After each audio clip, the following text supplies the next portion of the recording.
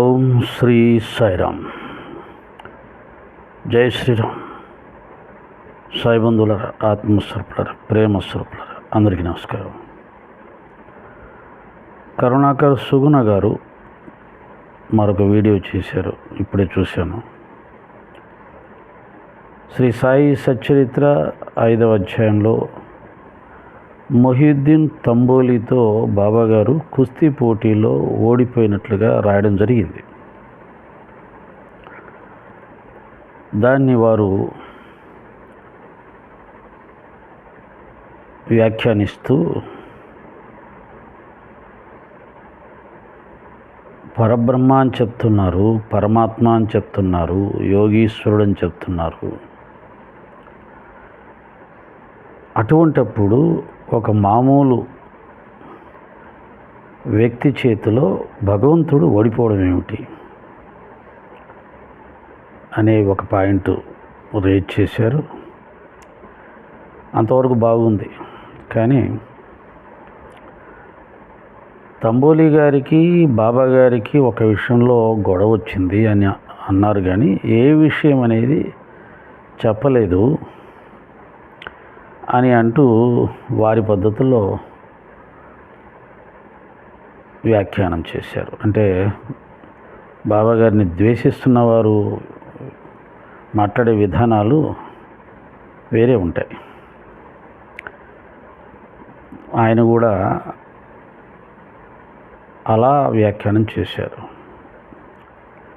First of all మనం గుర్తుపెట్టుకోవాల్సింది ఏంటంటే,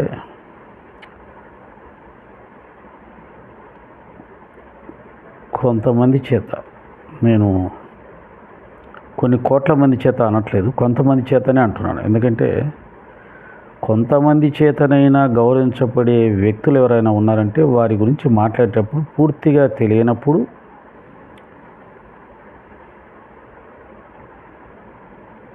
ఆ వ్యాఖ్యానం గౌరవప్రదంగా ఉండేలా చూసుకోవాలి.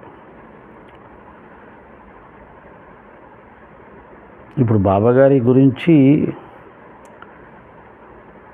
మీకు పూర్తిగా తెలియదో తెలుసో, తెలిసే తెలియనట్టు నటిస్తున్నారో తెలియని పరిస్థితి. ఎందుకంటే ఎంతసేపు దాంట్లో ఎక్కడో చిన్న చిన్నవి పట్టుకొని మీకు అవకాశం ఉండి, అంటే బాబాను తప్పు పట్టడానికి అవకాశం ఉన్న విషయాలను మాత్రమే పట్టుకొని అవి ప్రజల ముందు పెట్టే ప్రయత్నం చేస్తున్నారు. మీలో నిజాయితీ ఉంటే మీరు ఏం చేయాలి? బాబాగారు విష్ణు సహస్రనామాన్ని ఎందుకు అంత గొప్పగా పొగిడారు? బాబాగారు ఒక ముస్లిం అయితే విష్ణు సహస్రనామానికి అంత ప్రాధాన్యత ఇవ్వరు కదా. బాబాగారు ముస్లిం అయితే శ్రీరామనవమి జరిపించరు కదా. బాబాగారు ముస్లిం అయితే హిందూ దేవాలయాల్ని బాగు చేయించరు కదా. బాబాగారు ముస్లిం అయితే మసీదుని ద్వారకామాయిగా మార్చరు కదా. బాబాగారు ముస్లిం అయితే మా భరతవర్ష గారు అంటుంటారు, ఏదో చీకట్లో ఆయన దీపాలు వెలిగించుకున్నాడు. చీకటి అంటే ఎవరైనా దీపాలు వెలిగిస్తారు కదా, అంత మాత్రం చేత అదేదో పెద్ద మసీదులో దీపాలు వెలిగించాడు హిందూ సంప్రదాయం ప్రకారంగాని అనుకుంటుంటారు అన్నట్టుగా ఎగతాళి చేస్తూ ఉంటారు. ఆయన దీపాలు మాత్రం వెలిగిస్తే నిజమే, ఎక్కడైనా మసీదైనా మందిరమైనా ఇల్లైనా దీపాలు వెలిగించుకోవాల్సిందే చీకటి వచ్చినప్పుడు. కానీ ఈ మసీదులో తులసి బృందావనం పెట్టరు కదా. మసీదులో హారతులు, భజనలు, సంకీర్తనలు ఇవన్నీ చేయించరు కదా. కాబట్టి ఇవి కూడా చూడాలి. కనుక కరుణాకర్ గారు కూడా వారిద్దరి మధ్యలో వచ్చిన గొడవకి కారణాలు వారు కొన్ని చెప్పడం జరిగింది, అదే ఇదే అని చెప్పి. అవి మాలాంటి వాళ్ళు నోటితో పలకడానికి కూడా ఇష్టపడరు. ఒక రకంగా చెప్పాలంటే వారు కూడా ఆవేశానికి లోనైపోతున్నారు. తన మిత్రులందరూ చేసిన ప్రచారం వికటిస్తూ ఉంది. సాయి భక్తులు ఎవరు చెలించట్లేదు, తగిన విధంగా సమాధానం చెప్తున్నారు. ఇలా వల్గారిటీ ఉపయోగించిన వారి మీద కేసులు పెట్టడం జరిగింది, వాటిని ఎదుర్కోవాల్సి వస్తుంది. పాపం ఇవన్నీ కలిపి వారిని కూడా వారి సహనాన్ని కోల్పోయేలా చేసి బాబాగారి మీద నోరు పారేసుకునే విధంగా వ్యాఖ్యానం చేశారు. అంటే నేను ఎందుకంటున్నానంటే, కొన్ని లక్షల కోట్ల మంది గురువుగా భావించుకునే వ్యక్తి మీద మాట్లాడేటప్పుడు చాలా అదుపులో పెట్టుకొని మాట్లాడాలి. నేను మాట్లాడట్లా, నాకు కూడా మనసు ఉంది, నాకు కూడా కోపం ఉంది, నా గురువుని ఇలా అంటున్నారని. లలిత్ కుమార్ గారు కావచ్చు, సత్యభామ గారు కావచ్చు, మీరు కావచ్చు, భాస్కర్ రాజు గారు కావచ్చు, మాధవీలత గారు కావచ్చు, మీరంతా మీ ఇష్టం వచ్చినట్టుగా బాబాని వ్యాఖ్యానం చేస్తున్నారు. అయినా మేము మిమ్మల్ని మర్యాదగానే సంబోధిస్తున్నాం. అటువంటప్పుడు మీరు బాబాగారి విషయంలో మాట్లాడేటప్పుడు ఎంత సంయమనంతో మాట్లాడాలో అర్థం చేసుకొని మాట్లాడితే బాగుంటుంది.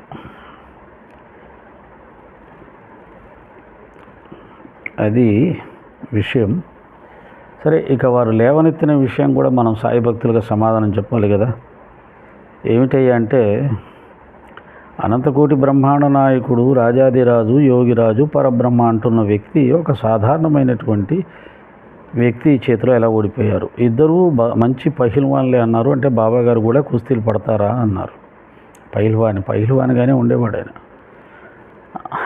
ఆయన పహిల్వాన్ లక్షణాలు ఉన్నాయి కాబట్టి ఆంజనేయ స్వామి గారిలో ఉన్న మరొక లక్షణంగా మేము భావిస్తూ ఉంటాం. ఆయన శ్రీరామనవమి జరిపించటం, రామమంత్రం బోధించటం, రామ విజయం చదివించుకోవడం, ఆంజనేయ స్వామి మందిరంలో ఆయన వచ్చినప్పుడు ఉండడం, ఈ కుస్తీలు పట్టడం,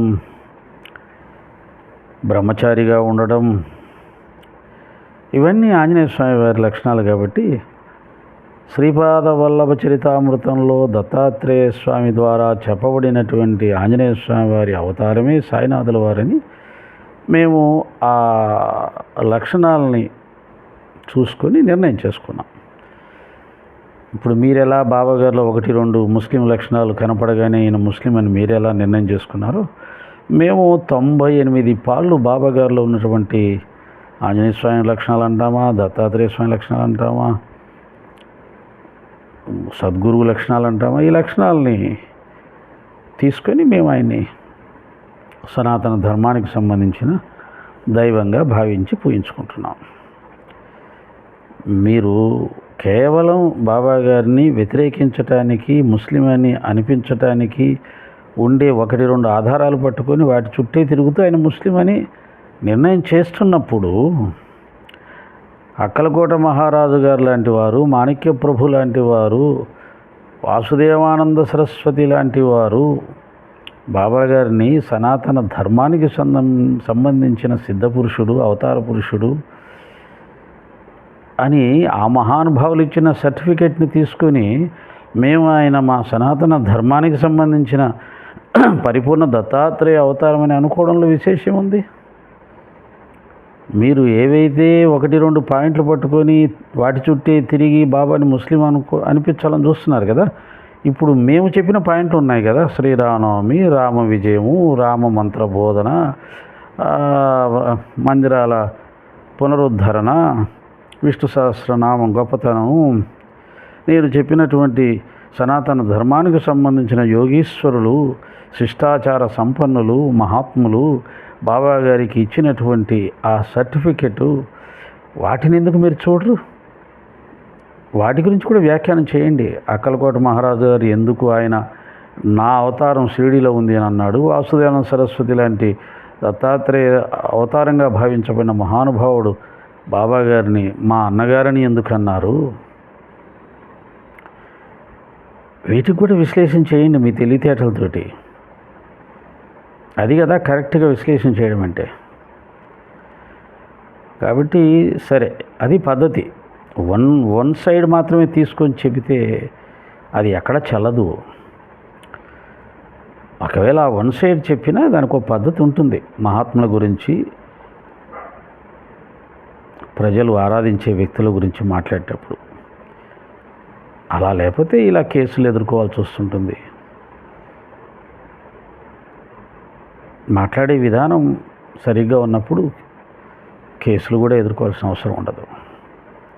కాబట్టి ముందు మీ ధర్మ పరిరక్షకులందరూ కూడా కొద్దిగా ఆవేశం తగ్గించుకొని చక్కగా మీకు డౌట్ ఉన్నదాన్ని ఎక్స్ప్రెస్ చేయండి. ఆవేశపడితే ఎలాగా? ప్రస్తుతం అంతా ఆవేశంతో నిండిపోయింది, చూస్తున్నాం కదా. దేశాలే ఆవేశంతో దేశాలు నాశనం చేసుకుంటూ ఉన్నాయి. తన కోపమే తన శత్రువు, తన శాంతమే తన మిత్రుడు అన్నారు కదా. కొద్దిగా ఆవేశం తగ్గించుకొని ప్రశాంతంగా చదవండి. అలాగే ఇప్పుడు నేను చెప్పిన పాజిటివ్ ఉన్నాయి కదా, బాబాగారు సనాతన ధర్మానికి సంబంధించిన వారుగా నిర్ణయించడానికి కావాల్సిన ఆధారాలు, వాటికి కూడా విశ్లేషణ చేయండి. మళ్ళీ ఒకసారి చెప్తున్నాను, అక్కలకోట మహారాజు గారు నా అవతారం షిరిడీలో ఉందన్నాడు, దానికి విశ్లేషణ చేయండి. నడిచే దత్తాత్రేయ స్వామిగా పిలువబడే వాసుదేవ సరస్వతి గారు మా అన్నగారు సాయిబాబా గారు అన్నారు, దానికి విశ్లేషణ చేయండి. శ్రీరామ విజయాన్ని బాబా శరీరం విడిచే ముందు 3 సార్లు చదివించుకొని విన్నాడు, దానికి విశ్లేషణ చేయండి. రాజారాం అనే మంత్రం బోధించాడు ఒక భక్తురాలికి, దానికి విశ్లేషణ చేయండి. ముస్లిం మతం అంగీకరించని పునర్జన్మ సిద్ధాంతాన్ని బాబాగారు చాలాసార్లు ప్రతిపాదించారు, దానికి విశ్లేషణ చేయండి. కర్మ సిద్ధాంతాన్ని, సనాతన ధర్మం ఒప్పుకునే కర్మ సిద్ధాంతాన్ని బాబాగారు చాలాసార్లు చెప్పారు, దానికి విశ్లేషణ చేయండి. తులసి బృందావనాన్ని మసీదులో ఎందుకు పెట్టాడో విశ్లేషణ చేయండి. మసీదుకు ద్వారకా మాయి అని ఎందుకు పేరు పెట్టారో విశ్లేషణ చేయండి. ఓకే, వీటికి కూడా విశ్లేషణ చేస్తే వినాలని ఎదురు చూస్తూ ఉన్నాం. మీరు ఎలా వాటిని విశ్లేషణ చేస్తారు, మీరు ఎలా సమర్థించుకుంటారు వాటిని? మొన్న భరతవర్ష గారు అన్న విషయం జ్ఞాపకం వస్తుంది. మహాభారతంలో ఒక శ్లోకము ఒక క్రిస్టియన్ ఫాస్టరు అది చదివి దాంట్లో ఏముందంటే, ఒక అనాచారి అయినటువంటి వారి ఇంట్లో కానీ లేదా శూద్రుని ఇంట్లో కానీ భోజనం చేస్తే ప్రపంచంలో ఉన్నటువంటి మలం మొత్తాన్ని తిన్నవాడుగా అలాంటి పాపం వస్తుంది, దోషం అంటుతుంది అని ఒక శ్లోకంలో అర్థం ఉందంట. ఆ అర్థాన్ని చదివి పాస్టర్ గారు మన సనాతన ధర్మం మీద తప్పుడు ప్రచారం చేస్తూ ఉంటే భరతవర్ష గారు దానికి వ్యాఖ్యానం చేస్తూ ఒక మాట అన్నాడు, బురద చల్లడం చాలా తేలిక, ఏమంటారు, ఉన్నదానికి వ్యతిరేకంగా తప్పుడు ప్రచారం చేయడం చాలా తేలిక, దానికి సమర్థిస్తూ సరైన సమాధానం చెప్పడం చాలా కష్టమవుతుంది అని ఆయన పాపం వెనక ముందు ఉన్న మిగతా శ్లోకాలన్నీ చదివి అసలైన అర్థం ఏమిటి, ఎందుకు అలా అనాల్సి వచ్చింది అని వివరణ చెప్పాల్సి వచ్చింది. సేమ్ సాయి భక్తులమైన మా పరిస్థితి అంతే. మీరు అందరూ కలిసి మీ ఇష్టం వచ్చినట్టుగా బురద జల్లడం, దానికి వ్యతిరేక వ్యాఖ్యానాలు చేయటం చేస్తూ ఉంటే మేము వాటికి సరైన అర్థాలని తెలియజెబుతూ చేసే ప్రయత్నం కూడా సేమ్ భరతవర్ష గారు పడ్డ కష్టమే పడాల్సి వస్తుంటుంది. ఇల్లు కట్టడం చాలా తేలిక, కూలగొట్టడం ఏముంది, 10 నిమిషాల్లో పని. కట్టడానికి సంవత్సరం పడుతుంది. అలాగే మీరు కూడా సచ్చరిత్ర ద్వారా బాబా గారిని ముస్లిం అని నిరూపించడం అనేది మీరు చాలా తేలిగ్గా వేసేస్తారు. మేము మళ్ళీ దాన్ని కాదు, దాని అర్థం ఇది, అంతరార్థం ఇది, పరమార్థం ఇది అని చెప్పడానికి చాలా కష్టపడాల్సి వస్తుంది. అది కూడా చాలా తక్కువ మందికి ఉంటుంది.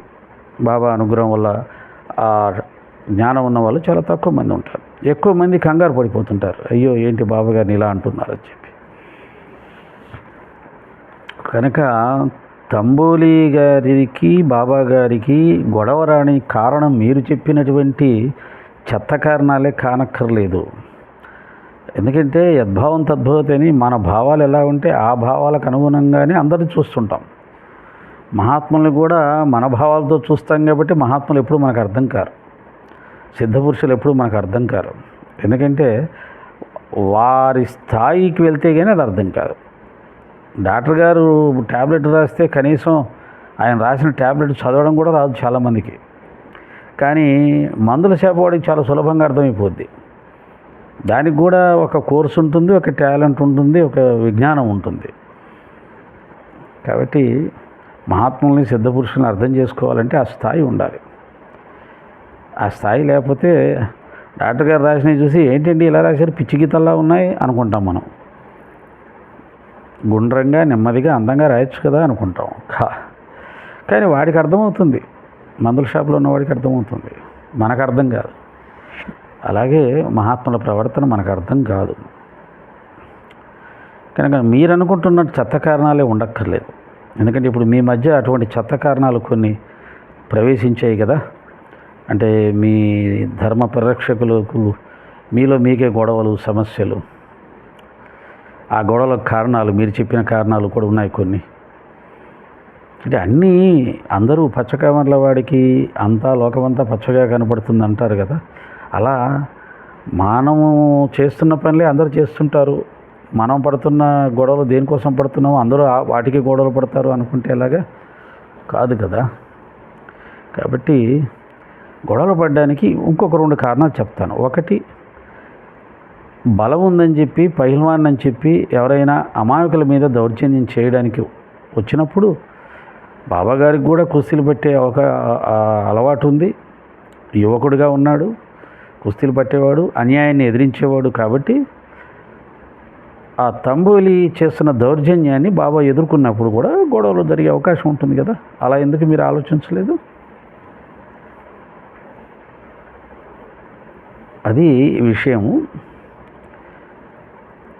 అలాగే భగవంతునికి సంబంధించిన విషయాలు మాట్లాడుకునేటప్పుడు, చర్చించుకునేటప్పుడు కొంతమంది మూర్ఖంగా వాదిస్తూ ఉంటారు. అప్పుడు కూడా గొడవ వచ్చాయి. కాబట్టి గొడవలకి మంచి కారణాలు కూడా ఉంటాయి, అన్ని చెత్త కారణాలు ఉండక్కర్లా. నాకు తెలిసి ఇంకో విషయం మీకు అర్థమయ్యేటట్టు చెప్పాలంటే, బాబా గారు చరిత్రను రాసినటువంటి హేమాడ్ పంత్ గారు బాబా సమాధి చెందటానికి ఒక 8-9 సంవత్సరాలు ముందు వచ్చారు. బాబాగారు 60 సంవత్సరాలు షిరిడీలో ఉంటే ఆయన బాబాగారిని ప్రత్యక్షంగా చూసింది, సేవించుకుంది 9 సంవత్సరాలే. ఇంకా చెప్పాలంటే 8 సంవత్సరాలే. గడిచిపోయిన 50 సంవత్సరాల చరిత్ర ఆయనకు తెలియదు. అక్కడున్న భక్తుల్ని అడిగి సేకరించి వాళ్ళు చెప్పినవి రాసుకొని ఆయన సచరిత్రని భక్తుల కోసం అందజేశాడు.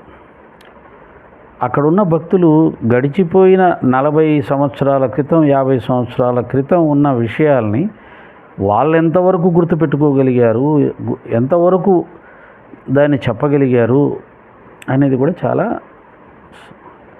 సందేహాస్పదం. కొన్ని మీరు 50 సంవత్సరాల క్రితం జరిగిందని కరెక్ట్గా చెప్పగలరా?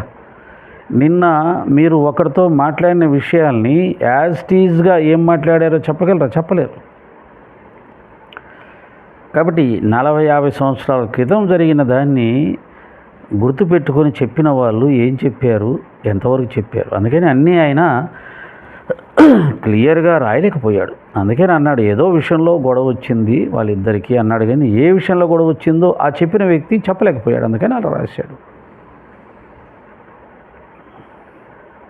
దాన్ని మీరు వెటకారంగా ఇష్టం వచ్చినట్టుగా వ్యాఖ్యానం చేయడం కరెక్ట్ కాదు. అలాగే ఆ గొడవలో బాబాగారు ఓడిపోయారు అని రాశారు. విధి ఎంతటి వారికైనా తప్పదు అని కూడా అన్నాడు. అంటే హేమాడ్ పంత్ గారు బాబాగారు ఓడిపోయారు, విధి ఎంతటి వారికైనా తప్పదు. ఆయన ఎంత నిజాయితీగా రాశాడు చూడండి. బాబాగారు ఓడిపోవడం ఏంటి అని ఆయన కూడా డౌట్ రావాలి. అసలు ఆయన కూడా రాయాలి ఆ డౌట్ని. అక్కడ రాయడం కాదు, వాళ్ళని అడగాలి, లేదంటే బాబానే అడగాలి. బహుశా బాబాగారు సమాధి చెందిన తర్వాత ఈ విషయం సేకరించి ఉంటాడు. కనీసం అక్కడ ఆ చెప్పిన వ్యక్తులైనా ఎందుకు ఓడిపోయాడు బాబా అని ఎవరు చెప్పలేకపోయి ఉంటారు. ఎందుకంటే ఈ ఇష్యూ జరిగే సమయానికి బాబా ముఖ్య భక్తులు ఎవరు ఇంకా బాబా దగ్గర రాలేదు. నానాసాహెబ్ చందోర్కర్ గారు రాలేదు, కాకాసాహెబ్ దీక్షిత్ రాలేదు, వీళ్ళెవరు రాలేదు. కానీ మహల్సాపతి ఉన్నాడు, నాకు తెలిసి శ్యామ కూడా ఉన్నాడు. వీళ్ళిద్దరికి తెలిసే అవకాశం ఉంటుంది. మరి ఆయన వాళ్ళిద్దరినీ ఇంకా కొద్దిగా లోతుగా ప్రశ్నించి తెలుసుకునే ప్రయత్నం చేయాల్సింది. ఎందుకు గొడవ వచ్చింది అనేది ఒకటి, ఎందుకు ఓడిపోయి ఉంటాడు అనేది ఒకటి. కనీసం ఆయన తన మేధస్సుతోటైనా ఆలోచించి వ్రాయాల్సింది. విశేషం ఏంటంటే ఈ పుస్తకం ముద్రించే సమయానికి పాపం హేమాడ్ పంత్ మహాశయుడు కూడా శరీరం వదిలిపెట్టాడు. కనుక ఆయన గనక ముద్రించడ సమయానికి ఉండి ఆయనే ముద్రించి ఉంటే మరొకసారి చదువుకొని వాటి కారణాలను ఇంకా కొద్దిగా మందిని విచారించి పూర్తి చేసేవాడేమో. ఆ అవకాశం ఆయనకు రాలేదు. అందుకని కొన్ని చిన్న చిన్న ఇబ్బందులు, పొరపాట్లు, కొన్ని డౌట్స్ క్రియేట్ చేసే సందర్భాలు, మాటలు ఇవన్నీ కూడా చాలా ఉంటాయి సచ్చరిత్రలో. ఇవన్నీ ఉన్నా కానీ బాబా భక్తులు బాబాని దైవంగా, గురువుగా భావించడానికి కారణం సచ్చరిత్రలో ఉన్నటువంటి మీరు చదివే ఆ వ్యతిరేక అర్థాలు వచ్చేవి కానీ లేదా డౌట్స్ క్రియేట్ చేసేవి కానీ వాటిని చదివి బాబా శక్తి ఇంతేనా లేదా బాబా ముస్లిమా అనే ఆలోచనలు చెయ్యకుండా డామినేట్ చేసిన విషయాలు 90% ఉంటాయి. అంటే వాటిని అసలు పట్టించుకోవాల్సిన అవసరం లేదు. బాబా సాక్షాత్తు పరబ్రహ్మ, సమర్థ సద్గురువు, దత్తాత్రేయుడు అనడానికి కావాల్సిన నిదర్శనాలు సచ్చరిత్రలో కోకొల్లలుగా ఉంటాయి.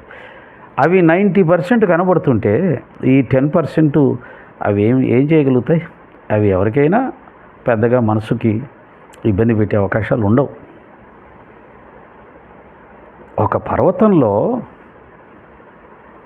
90% బంగారం దగదగ మెరిసిపోతూ ఉంటే ఒక 10% రాళ్ళు రప్పలు ఉన్నాయనుకోండి, ఎవడు పట్టించుకుంటాడు? ఆ 90% బంగారం కనబడుతుంటే ఆ రాళ్ళు రప్పలు మట్టి పక్కన తీసి పడేసేసి ఆ బంగారాన్ని మాత్రమే తీసుకుంటారు. అలాగా సచ్చరిత్రలో 90% బాబాగారి మహిమలు, లీలలు, అద్భుతమైన ప్రబోధాలు, బాబాగారి మీద మహాత్ముల అభిప్రాయాలు ఇవి మాత్రమే కాదు. మీరేమన్నారంటే ఇంకే గ్రంథము చదవాల్సిన అవసరం లేదు అని అంటుంటారు. అటువంటప్పుడు రామాయణం ఎందుకు, రాముడు ఎందుకు, కృష్ణుడు ఎందుకు? రాముడు కృష్ణుడు రాకుండా ఉండవలసింది కదా. అలా కాదు, దాని అర్థం అది కాదు. రామాయణంలో చెప్పబడిన ధర్మాలు ఏవైతే ఉన్నాయో, భాగవతంలో చెప్పబడినటువంటి ధర్మం ఏదైతే ఉందో, భగవద్గీతలో చెప్పబడినటువంటి ఆత్మలక్షణాలు ఏవైతే ఉన్నాయో, వేదాంతంలో చెప్పబడినటువంటి ఆత్మజ్ఞానం ఏదైతే ఉందో, ఉపనిషత్తులో చెప్పబడినటువంటి పరమాత్మ లక్షణాలు ఏవైతే ఉన్నాయో అవన్నీ కూడా బాబాగారు హేమాడ్ పంత్ గారి చేత సచ్చరిత్రలో పొందుపరిచి మనకు అందజేశారు. హేమాడ్ పంత్ గారు ఏకనాథ భాగవతాన్ని ప్రతినిత్యం పారాయణం చేసేవాడు, గురుచరిత్ర పారాయణం చేసేవాడు. కాబట్టి గురువు యొక్క గొప్పతనాన్ని ఏకనాథ భాగవతంలో చర్చించబడినటువంటి ఆధ్యాత్మిక చర్చల్ని, వేదాంత చర్చల్ని అనంతంగా దాంట్లో జొప్పించాడు. మీరు మనసు పెట్టి చదివితే బాబాగారి లీలలు ఒక 30% ఉంటే 70% వేదాంతం ఉంటుంది, ఉపనిషత్తు జ్ఞానం ఉంటుంది. లీలలు 30% ఉంటాయి. అంటే ఎవరికి కావలసింది వాళ్ళు తీసుకోవచ్చు. దాంట్లో వేదాంతం కావాలి అంటే వేదాంతం, ఉపనిషత్తు జ్ఞానం కావాలంటే ఉపనిషత్తు జ్ఞానం, భాగవతంలో భక్తుడికి భగవంతుడికి ఉన్నటువంటి ఆ సంబంధం కావాలంటే గురువుకి భక్తుడికి ఉన్న సంబంధాలు తెలుస్తాయి. గురువు మహిమ కావాలి, గురు శక్తిని చూడాలి అనుకుంటే గురుగీతలో చెప్పబడినటువంటి పరమేశ్వరుడు చెప్పినటువంటి గురువుకు సంబంధించిన సమస్త లక్షణాలు ఇందులో బాబాగారిలో దర్శనమిస్తాయి. అలాగే అక్కలకోట మహారాజు మరియు వాస్తవానంద సరస్వతి, గంగాగీరు, జానకీదాసు, దేవీదాసు, గొప్ప గొప్ప విద్యావేత్తలైనటువంటి రావు బహదూర్ బిరుదులు పొందినటువంటి కాపడ్డే, కాకాసాహెబ్ దీక్షిత్ బొంబాయిలో గొప్ప మేధావి, గొప్ప లాయర్ల కంపెనీకి యజమాని, ఇంకా దురంధర్ సోదరులు, ఇలా చెప్పుకుంటూ పోతే అనేక మంది. ఇంకా మీకు బాగా అర్థం కావాలంటే సాక్షాత్తు శ్రీమన్నారాయణుడు, త్రిమూర్తుల్లో ఒకరైన శ్రీమన్నారాయణ తన భక్తుడైన రేగే గారిని హైకోర్టు జడ్జిగా పనిచేసినటువంటి రేగే గారిని బాబా దగ్గరికి పంపడం, సాక్షాత్తు సప్తశృంగి దేవత తన భక్తుని బాబా దర్శనానికి పంపించడం, ఇవన్నీ అనంతంగా అద్భుతంగా కనిపిస్తూ ఉంటే ఆ చిన్న చిన్నవి మహాసముద్రంలో ఓ మురికి కాలువ కలిసినా, లేదంటే ఇంకేదైనా పిల్ల కాలువ కలిసినా సముద్రం యొక్క గొప్పతనం ఏమైనా పోతుందా అని శ్రీ సాయి సచ్చరిత్రలో అటువంటివి ఏమీ లేవు. మీకు అలా కనిపిస్తూ ఉంటాయి. బాబాగారు ముస్లిం అనడానికి మీకు అలా కనిపిస్తుంటాయి, 1, 2. కానీ అవి కేవలం ఆయన ఆడిన జగన్నాటకంలో వాటి అవసరం కూడా ఉంది కాబట్టి ఆయన వాటిని నటించాడు అంతే. కాబట్టి సచ్చరిత్రలో ఎటువంటి లేదు. నేను ఇందా చెప్పినట్టు ఆయన గతించిపోయినటువంటి 50 సంవత్సరాల చరిత్రను కొంతమంది దగ్గర అడిగి తెలుసుకొని రాసినప్పుడు కొన్ని అటు ఇటుగా పడ్డాయి, కొన్ని పదాలు తేడాగా పడ్డాయి, కొన్ని వాక్యాలు తేడాగా పడ్డాయి. వాటిని పట్టుకొని అవేవో తప్పులని సాయి భక్తులు కొంతమంది, వాటిని పట్టుకొని మీరు ఇదిగో బాబా గారు ముస్లిం అన్న వచ్చింది ఇక్కడ అని చెప్పి మీరు. కానీ మిత్రమా, మీరు వాటిని చూసిన కళ్ళతోటి నేను ఇప్పుడు చెప్పినటువంటి వాటిని కూడా చూడండి, వాటి మీద కూడా వ్యాఖ్యానం చేయండి. మేము వినాలనుకుంటున్నాం. దత్తాత్రేయ 4వ అవతారమైనటువంటి అక్కలకోట మహారాజు నా అవతారం షిరిడీలో బాబా రూపంలో ఉందని ఎందుకన్నాడో వ్యాఖ్యానం చేయండి. నడిచే దత్తాత్రేయుడిగా పిలువబడే వాసుదేవానంద సరస్వతి టెంబేస్వామిగా పిలువబడిన మహానుభావుడు బాబా గారిని మా అన్నగారని ఎందుకన్నారు చెప్పండి. ఇండోర్ హైకోర్టు జడ్జి గారిని సాక్షాత్తు ఆది మహావిష్ణువు శ్రీ మహావిష్ణువు తన భక్తుని బాబా దగ్గరికి వెళ్ళమని ఆయన్ని ఆశ్రయించమని ఎందుకు చెప్పాడో వ్యాఖ్యానం చెప్పండి. ఇవి పురాణాలు కాదు సుమా, చరిత్రే మీకు అందుతుంది. మీరు ఇండోర్కి వెళ్తే జడ్జి గారి చరిత్ర మీకు తెలుస్తుంది. సప్తశృంగికి వెళ్తే పూజారి గారి సంగతి మీకు తెలుస్తుంది, చరిత్ర అందుతుంది. వీటన్నిటికి కూడా మీరు వ్యాఖ్యానాలు చేయండి, అవి మాకు వినాలని ఉంది. ఇది ఒక విషయం అయితే, బాబాగారు ఓడిపోవడానికి కారణం మరొక గ్రంథంలో మీకు దొరుకుతుంది. మీరందరూ విమర్శిస్తుంటారు కదా, ఆంధ్రదేశంలో బాబాగారి యొక్క తత్వం భక్తి వ్యాపించడానికి ముఖ్య కారకుడు ఎక్కిరాల భరద్వాజ మాస్టర్ గారు, మహానుభావుడు. ఆ మహానుభావుడు రాసిన లీలామృతంలో మీకు దొరుకుతుంది. తంబోలితో కుస్తీ పోటీలో బాబాగారు ఓడిపోవడానికి కారణం అందులో దొరుకుతుంది. ఎందుకంటే ఆ తర్వాత కొంతమంది పరిశోధన చేసి కొంతమంది ద్వారా విషయాలను సేకరించగలిగారు. బివి నరసింహస్వామి గారు సచరిత్రలో లేని అనేక మంది భక్తులను కలిసి వారి యొక్క స్వీయ అనుభవాలను వ్రాతపూర్వకంగా స్వీకరించి డివోటీస్ ఎక్స్పీరియన్స్ ఆఫ్ సాయిబాబా అని చెప్పి అద్భుతమైన గ్రంథాన్ని ఇంగ్లీష్లో రచించారు. దాని తెలుగులో బాపట్ల హనుమంతరావు గారు ఏమి నేను ఉపేక్షిస్తున్నా అనే పేరుతో గ్రంథంలో రాశారు. కాబట్టి బాబాగారి చరిత్ర అంటే ఓన్లీ సచ్చరిత్ర మాత్రమే కాదు, ఇంకా అనేకమైన భక్తులు రాసిన గ్రంథాలు ఉన్నాయి. ఆ విధంగా లీలామృతంలో చెప్పబడింది ఏంటంటే, ఈ తంబోలి అనేవాడు బాబాగారిని చూసి ఈర్ష్యపడుతూ ఉన్నాడు. ఊర్లో వాళ్ళందరూ కూడా ఆయన్ని భగవంతుడిగా సిద్ధపురుషుడిగా గౌరవిస్తూ ఉంటే తట్టుకోలేక బాబాతో మాటిమాటికి గొడవలు పడేవాడు. ఆ సందర్భంలోనే బాబాతో గొడవ పడ్డాడు.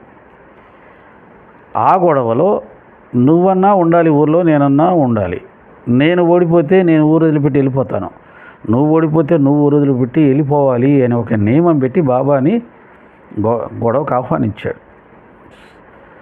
సరే, వీడితో ఇక ఎప్పుడూ గొడవే, అనవసరం, తలకాయ నొప్పి ప్రజలకు కూడా అనేసి సాయిబాబా గారు ఆయనతోటి కొట్లాడి, వాడు ఓడిపోతే భార్య పిల్లలు గలవాడు, వాడు ఊరు వదిలిపెట్టి వెళ్ళిపోవాలి, నేనే ఓడిపోతానులే అని చెప్పేసి బాబాగారు ఓడిపోయాడని, ఆయన ఊరు వదిలిపెట్టి కూడా వెళ్ళాడని, మళ్ళీ భక్తులు వెళ్ళి ఆయన తెచ్చుకున్నారని, ఇలా కొన్ని విషయాలు మనకు తెలుస్తూ ఉంటాయి.